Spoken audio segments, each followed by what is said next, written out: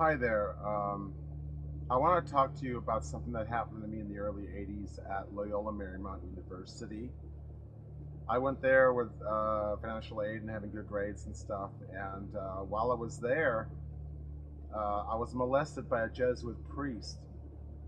I don't remember if his name was Brother Bob or Bill or with a B-E, I forget, but he was on the second floor of the Wayland dorm, I think. One night I went to see him because well, frankly, I'd fallen in love with a guy, and I didn't understand that it meant that I was gay. I know that sounds strange, but it's very complicated. You see, when you don't have enough of the male hormone in you, down there doesn't really connect with up here, you know. So I didn't know why I wanted to be around the guy, and obviously not knowing much about sex or anything, I thought a priest would know. Well, maybe this priest would know, except only with sex with children, because he was busted in 2002 or so because of kitty pictures on his computer. So I went to see this priest thinking he would help me. And instead of helping me, he tells him I'm a sinner and a bunch of religious stuff, you know, and I realized he couldn't help me, so I start to leave, and then he stood up and he put his hands on my buttocks and around the front, and it really screwed me up. Just because a person isn't penetrated. Okay, I was under 18 at the time. I think I was under 17 at the time. But just because a person isn't penetrated doesn't mean their life isn't destroyed. What happens when you're molested is that you're never really able to finish things.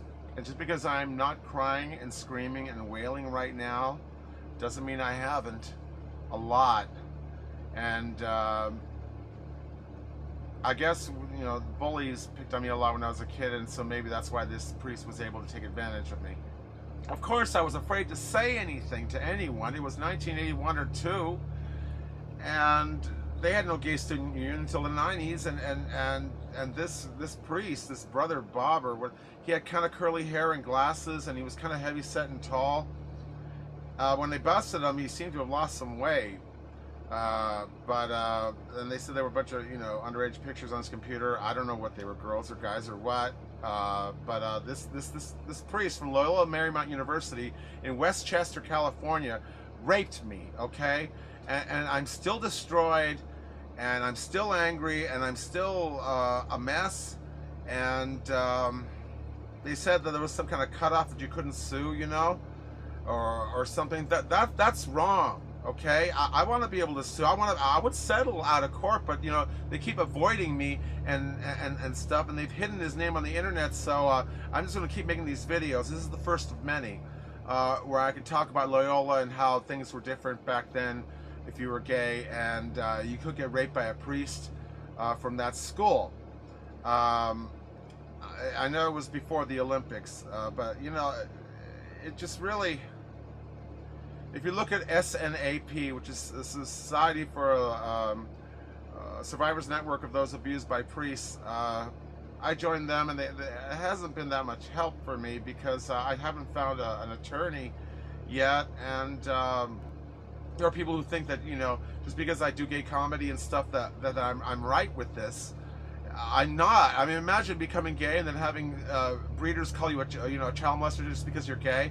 When you were molested by someone, and it was a priest from a school where the government gave them money to take you, and I got really good grades there, but you know, I had to leave because and then when I left, well, my confidence was really, really low.